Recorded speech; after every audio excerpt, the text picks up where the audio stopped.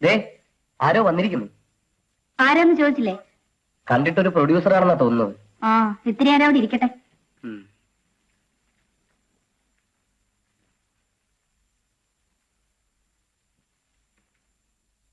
ആ, കൃഷ്ണദാസ് ആയിരുന്നു.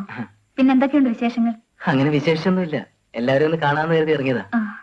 മോൾക്ക് 7:30 കോൾ ഷീറ്റ്. അവൾ രാവിലെ പോയി. ഗോമതി അമ്മേ, കുടിക്കാൻ എന്തെങ്കിലും കൊണ്ടുവരൂ. പടങ്ങളൊക്കെ ഉണ്ടോ? 2-3 ഉണ്ട്. ചുരുക്കി പറഞ്ഞാൽ ജീവിക്കാനുള്ള പണം കിട്ടുന്നുണ്ട്.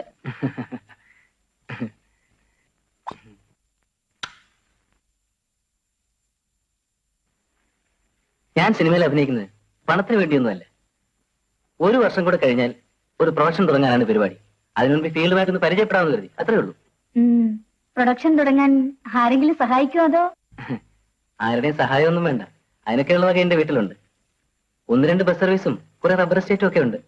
അത് പറ, അപ്പൊ പിന്നെ പണം പിടിക്കാം. ജ്യൂസ് എടുക്കട്ടെ? ഇപ്പൊ വേണ്ട. കുടിക്കൂ. എന്താ മധുരം പോരെ? മധുരമൊക്കെ ഉണ്ട്. ഞാനിപ്പോ ഇങ്ങോട്ട് വന്നത് ഒരു പ്രത്യേക കാര്യം പറയാനാണ്. വെറുതെ വരില്ലെന്ന കാര്യം തീർച്ച. കുറെ നാളുകളായി ഞാൻ മനസ്സിൽ വെച്ചുകൊണ്ടിരിക്കുന്ന ഒരു കാര്യമാണ്. എനിക്ക് ലേഖയെ വിവാഹം ചെയ്താൽ കൊള്ളാമെന്നുണ്ട്. അവളുടെ കല്യാണക്കാര്യം ആലോചനയിൽ പോലും വന്നിട്ടില്ല. ഉടനെ വേണമെന്നല്ല, തീരുമാനം എന്ന് പറഞ്ഞാൽ മതി. അവൾക്കിപ്പോ ധാരാളം പടങ്ങളുള്ള സമയമാണ്. കല്യാണം നിശ്ചയിച്ചെന്ന് പത്രത്തിലൊക്കെ വന്നാൽ പടങ്ങൾ കുറയും. കല്യാണം കഴിഞ്ഞാൽ പിന്നെ നോക്കാൻ വേണ്ട. കല്യാണം കഴിക്കാതെ നിന്നാൽ എല്ലാവരുടെയും സ്വന്തമാണെന്ന് തോന്നിക്കൊള്ളും. അല്ല, ഞാൻ ഈ വിവരം പുറത്താരോടും പറയത്തൊന്നുമില്ല. വളരെ രഹസ്യമായിട്ട് സൂക്ഷിച്ചോളാം. അത് പിന്നെ കാറ് വന്നു. എനിക്കൊന്ന് വെളിയിൽ പോണം. ഇത് നമുക്ക് പിന്നീട് ഒരിക്കൽ ആലോചിക്കാം. ക്ഷമിക്കണം, ഇനി ഇതിനെപ്പറ്റി സംസാരിക്കണ്ട.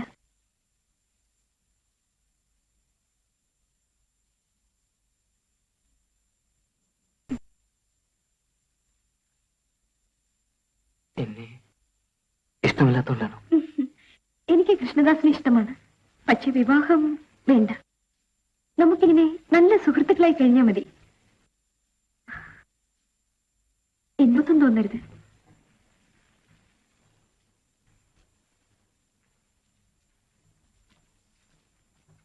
നീ എന്തിനാ ഒക്കെയല്ലെന്ന് തീർത്ത് പറയാൻ പോയത്? അവൻ എത്ര വേണമെങ്കിലും കാത്തു നിൽക്കാമെന്ന് പറഞ്ഞതല്ലേ. നടക്കാത്ത കാര്യത്തിന് വേണ്ടി ആ പാവം വെറുതെ കാത്തു നിൽക്കണോ അമ്മേ? നടക്കുമല്ലെന്ന് നിനക്കെങ്ങനെ അറിയാം? 3-4 കൊല്ലം കഴിഞ്ഞ് എനിക്ക് തോന്നിയ കല്യാണം കഴിച്ചു കൊടുക്കും. തോന്നിയില്ലെങ്കിലോ? അതല്ലടി, പണക്കാരൻ പയ്യനല്ലേ, അങ്ങനെ വന്നു പോയി നിന്നോട്ടെ. പോരുന്നത് പോരട്ടെ എന്നായിരിക്കും അമ്മയുടെ പണക്കൊതി. അതല്ല, എന്നായാലും നിനക്കൊരു കല്യാണമൊക്കെ വേണ്ടേ? അതുകൊണ്ടാ. എനിക്ക് കൃഷ്ണദാസിനെ വേണ്ട. തീർന്നില്ലേ? എനിക്ക് വിശക്കുന്നു. കഴിക്കാൻ എന്തെങ്കിലും എടുത്തേക്ക്.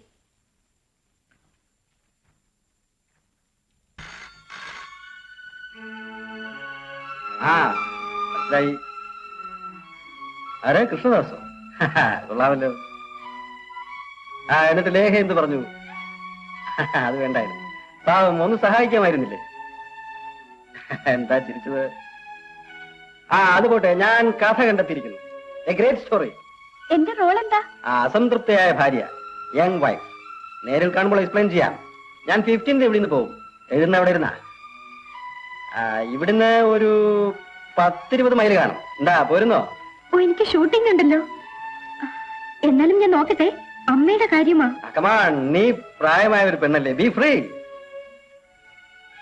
Come on, for 2 days. നീ വരുന്നത് എനിക്കൊരു ഇൻസ്പിറേഷൻ ആയിരിക്കും. Good night. ഫോൺ എടുത്ത് വെച്ചിട്ടുണ്ട്. നമസ്കാരം വിശാലച്ചമ്മ. അൻസാരി സാറിന് ഞാൻ ഫോൺ ചെയ്യാനിരിക്കുകയായിരുന്നു. ഗരുഡ മൂവീസിന്റെ ചെക്ക് മടങ്ങിയല്ലോ. അത് ചെറിയൊരു അബദ്ധം പറ്റിയതാ. പ്രൊഡ്യൂസർക്ക് ഡിസ്ട്രിബ്യൂട്ടർ കൊടുത്ത് ചെക്ക് മടങ്ങി. പ്രൊഡ്യൂസർ ഇപ്പൊ നാട്ടിൽ പോയിരിക്കുക. വീട് വിറ്റ് പണം കൊണ്ടുവരാൻ 2 ദിവസത്തിനകത്തും. ഞാൻ തന്നെ ഇവിടെ കൊണ്ട് ഏൽപ്പിച്ചേക്കാം. പണത്തിന് ഇപ്പൊ വളരെ അത്യാവശ്യമുള്ള സമയമാണ്. ഞാനൊരു സ്ഥലം വാങ്ങിച്ചു. ഉടനെ കെട്ടിടം പണി തുടങ്ങണം. ശരി, ആയിക്കോട്ടെ. സഹദേവൻ ഇപ്പോഴും ഇവിടെ തന്നെ ഉണ്ടോ? സിനിമയിൽ അഭിനയിക്കാൻ നാട്ടിൽ നിന്ന് വന്നതാ. ഇനി മരണം ഇവിടെ തന്നെ ആയിക്കോട്ടെ. നമസ്തേ. എന്താ രാവിലെ തന്നെ? ഒരു കാര്യമുണ്ട്. ഇന്ന് ഷൂട്ടിംഗ് ഇല്ലേ? ഉണ്ട്, പോണം. നമസ്കാരം ചേട്ടാ. അൻസാരി സാറിനെ ഇങ്ങോട്ടൊന്നും കാണാറില്ലല്ലോ. എന്നെ ഇങ്ങനെ ഒരു പരോപകാരിയായി ദൈവം ശിക്ഷിച്ചു കളഞ്ഞില്ലേ കുട്ടി. പലർക്കും വേണ്ടിയുള്ള ഓട്ടമാണ്. ഇന്ന് ഏതായാലും സ്വന്തം കാര്യത്തിന് എന്നെ വന്നിരിക്കുന്നത്. ആ കേട്ടോ വിശാലാക്ഷമ്മേ, ഞാനും സഹദേവനും കൂടി ഒരു പടം പിടിക്കാനങ്ങ് തീരുമാനിച്ചു. പാർട്ട്ണർഷിപ്പിൽ. തുടങ്ങ സിനിമയെന്നും പറഞ്ഞ് മദ്രാസിൽ വന്നിട്ട് വർഷം കുറേയായി. ഇതുവരെ ഒന്നും നേടിയില്ല. പിള്ളേരൊക്കെ പ്രായമായും വരുന്നു. എന്തെങ്കിലും ഒന്ന് കരുതി വെച്ചില്ലെങ്കിൽ കഷ്ടമല്ലേ? ഒരു പടം എടുക്കാൻ നിങ്ങൾക്ക് എന്താ ഇത്ര ബുദ്ധിമുട്ട്? സിനിമയിലുള്ളവരെല്ലാം പരിചയക്കാരില്ലേ? ഇങ്ങനെ ഒരു പരിപാടി ഇട്ടത് തന്നെ അവരെ കൂടെ പറഞ്ഞിട്ടാണ്. എല്ലാവരും അവരവരെ കൊണ്ട് കഴിയുന്ന സഹായം ചെയ്യാമെന്ന് നേരിട്ടുണ്ട്. പറഞ്ഞു ചാടിച്ചിട്ട് മാറിക്കളയാനുള്ള പണിയാണോ? അല്ല, സിനിമയാണേ, എന്തും ചെയ്ത് കളയും. ഞങ്ങളോടൊക്കെ അങ്ങനെ ചെയ്യുമോ? ഇതുവരെ ഗുണമല്ലാതെ ആർക്കും ദോഷം ചെയ്തിട്ടില്ല. വിശാലാക്ഷമ്മ എനിക്ക് ചെയ്യേണ്ട സഹായം എന്താണെന്ന് അറിയാമോ? ഡിസംബർ മാസത്തിൽ ലേഖയുടെ ഒരു 15 ദിവസം കോച്ചിട്ട് എനിക്ക് തരണം. ലേഖയുടെ ഡേറ്റ്സ് വാങ്ങിച്ചു ചെന്നാൽ ഫൈനാൻസ് ചെയ്യാമെന്ന് ഡിസ്ട്രിബ്യൂട്ടർ സമ്മതിച്ചിട്ടുണ്ട്.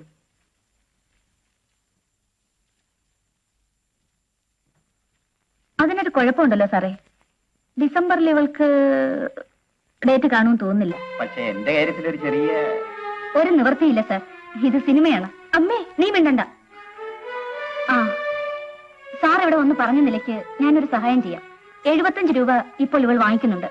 സാറിനായതുകൊണ്ട് ഒരു 10 രൂപ കുറച്ചേക്കാം. 65 രൂപ കിട്ടണം. അതിൽ പകുതി തുക അഡ്വാൻസ് തന്നാൽ കോഷിച്ചു തരാം. വിശാലാക്ഷമ്മ എനിക്ക് സൗജന്യമൊന്നും ചെയ്തു തരില്ല. 15 ദിവസത്തെ കോൾ ഷീറ്റ് ഒപ്പിട്ട് തരിക. ഞാൻ അതുകൊണ്ടായി കാണിച്ച് രൂപ വാങ്ങിക്കും. നിങ്ങൾ ചോദിച്ച അഡ്വാൻസ് തരുകയും ചെയ്യും. സാറിന് വിരോധമൊന്നും തോന്നരുത്. അഡ്വാൻസ് തന്നിട്ട് കോൾ ഷീറ്റ് ചോദിക്കുക, തരാം. ഇല്ലെങ്കിൽ വെറുതെ സമയം കളയണ്ട. നമുക്ക് പോകാൻ സാർ.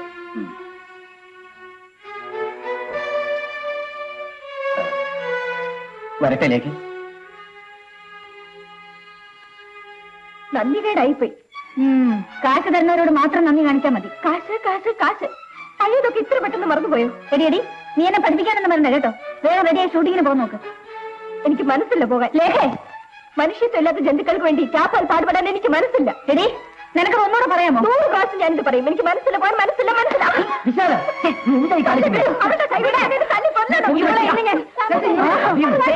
നീ എന്നെ കൊച്ചു പറയാറായോ?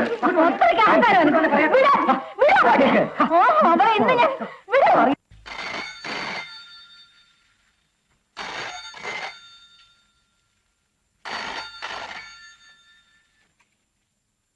ഹലോ, ആ മനസ്സിലായി. റെഡിയായിക്കൊണ്ടിരിക്കുക. ഉടനെ എത്തിക്കോളാം. ശരി ശരി, വെക്കട്ടെ.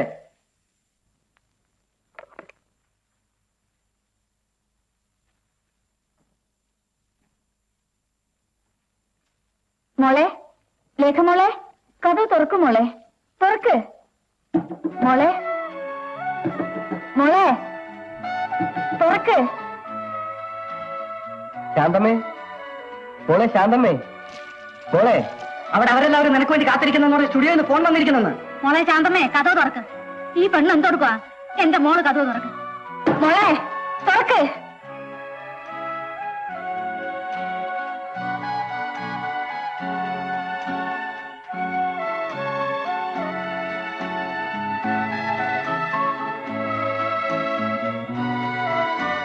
മോളെ, മോളെ,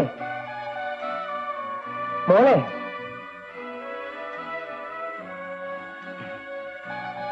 ഈ വിളിയെല്ലാം വിളിച്ചിട്ട് നീ എന്താ വിളി കേൾക്കാതിരുന്നത് മോളെ? എന്നിട്ട് കഥ തുറക്കും മോളെ.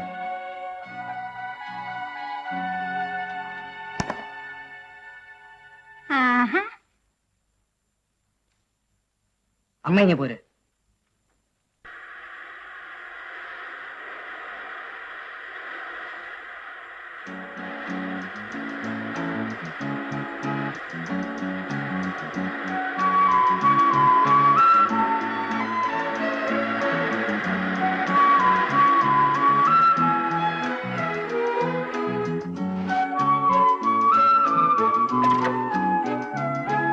ഹലോ, വഴിയും തെറ്റില്ലല്ലോ. തെറ്റേണ്ട കാര്യം, വരുന്നത് ഇങ്ങോട്ടല്ലേ. Very good.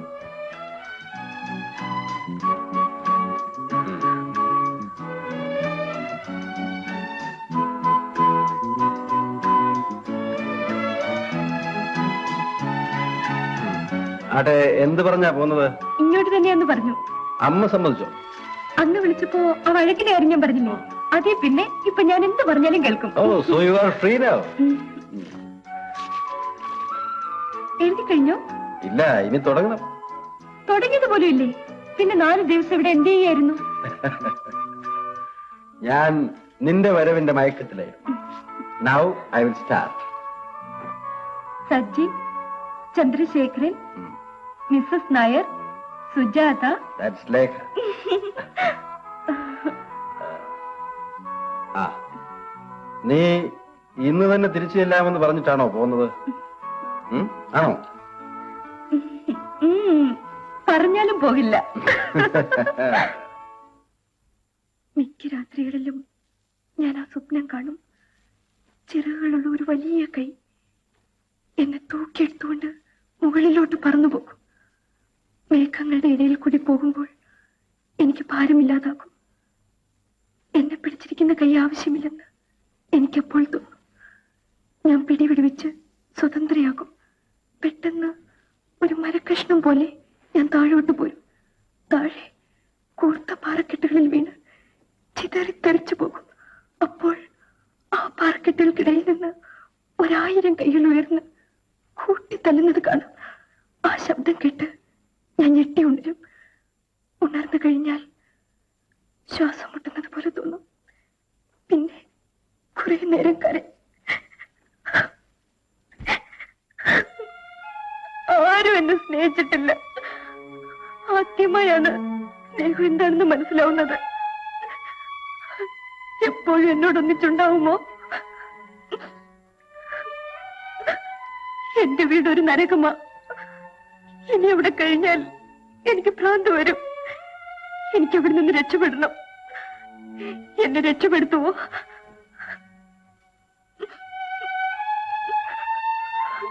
ഞാനെന്ത് ശ്രമിച്ചു നോക്കാം. Let us see.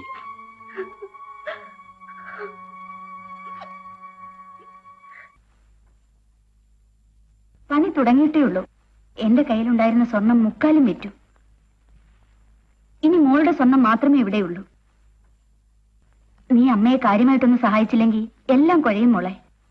ഇത്ര ധൃതി പിടിച്ച് ഈ പുരപ്പണി വേണമായിരുന്നോ വിശാലം? അതെന്റെ ഒരു വാശിയാ. 3 മാസം കൊണ്ട് ഞാനിത് കെട്ടിത്തീർക്കും. നിങ്ങളും മിണ്ടാതിരുന്നാ മതി. മോളെ, നീ നാളെ ഷൂട്ടിങ്ങിന് ചെല്ലുമ്പോ സാമിയുടെ ബാക്കി പണം ഉടനെ വേണമെന്ന് പറയണം. വരുന്ന പടമൊന്നും വിടണ്ട. കോൾ ഷീറ്റൊക്കെ നമുക്ക് എങ്ങനെയെങ്കിലും ഒപ്പിച്ചു കൊടുക്കാം. ഇതൊന്ന് കഴിയുന്നത് വരെ രാത്രിയും പകലും ഒക്കെ നീ നല്ലപോലെ ഒന്ന് ബുദ്ധിമുട്ടേണ്ടി വരും. മോളുടെ അക്കൗണ്ടിൽ നിന്ന് നാളെ ഒരു 25,000 രൂപ എടുക്കേണ്ടി വരും.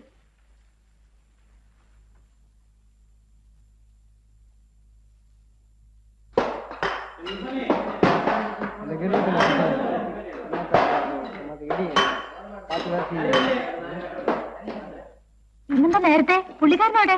അമ്മാവൻ സ്റ്റുഡിയോയിലുണ്ട്. ഷൂട്ടിംഗ് കഴിഞ്ഞിട്ടില്ല. എനിക്ക് സെറ്റിൽ എടുക്കാൻ 1-2 സാരി എടുക്കണമായിരുന്നു. ഡ്രൈവർ അയച്ചാ പോരായിരുന്നോ? ഞാൻ തന്നെ സെലക്ട് ചെയ്താലേ പറ്റൂ.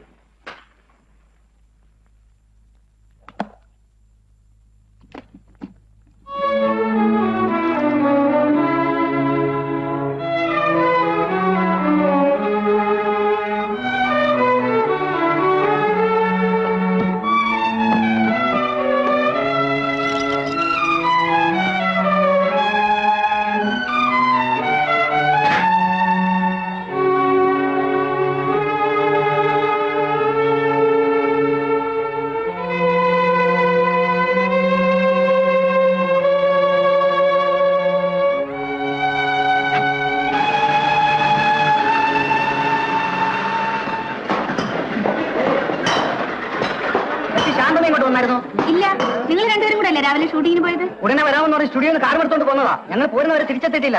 വീട്ടിൽ വിളിച്ചില്ലേ? വിളിച്ചു. അവിടെ ചെന്നൊരു സൂട്ട് കേസും എടുത്തുകൊണ്ട് പോയെന്ന് സുലോചന പറഞ്ഞു. സൂട്ട് കേസ് എടുത്തോണ്ടോ? ഇവിടെ വന്നോന്ന് അറിയാനാ ഞാൻ ഇങ്ങോട്ട് വന്നത്. അവളിപ്പോ സ്റ്റുഡിയോയിൽ എത്തിക്കാണും. എത്തേണ്ട സമയമൊക്കെ എപ്പോഴേ കഴിഞ്ഞു.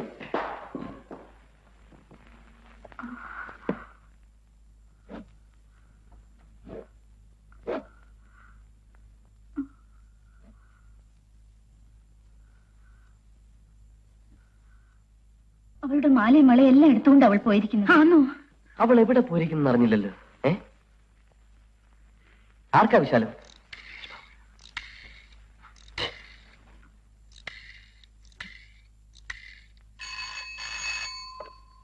ഹലോ, ഇവിടെ ഇല്ലല്ലോ. അറിയില്ലല്ലോ. എപ്പോ വരുമെന്നും അറിയില്ല. ആരാ? ലേഖയുടെ അമ്മയോ? വന്നാൽ എന്തെങ്കിലും പറയണോ? ഹലോ ഹലോ, സൂട്ട് കേസും കൊണ്ടുപോയോ? അത് ശരി. ഒരു കാര്യം ചെയ്താലോ ചേച്ചി, ഡയറക്ടർ സുരേഷ് ബാബുനെ ഒന്ന് വിളിച്ചു നോക്കാമായിരുന്നില്ലേ? ഞാൻ വിളിച്ചു നോക്കി, വീട്ടിലില്ല. എന്റെ പുഷ്പ, നീ സത്യം പറ, അങ്ങേരുടെ കൂടെ ഇറങ്ങി പോകുന്നു മറ്റോ നിന്നോട് അവൾ പറഞ്ഞോ? പറഞ്ഞതല്ല, ഞാൻ ചോദിച്ചറിഞ്ഞതാണ്.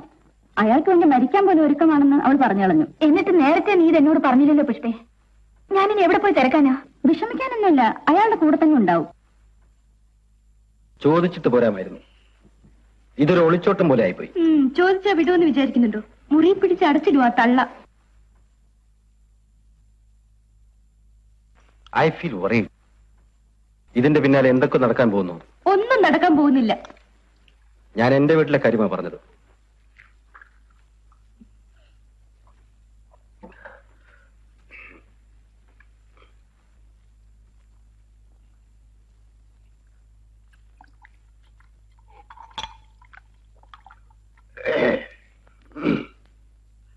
ആ, ഒരു വേലക്കാരി ഏർപ്പാട് ചെയ്തിട്ടുണ്ട്. രാവിലെ വന്ന് അവർ വൈകിട്ട് പോയിക്കോളും.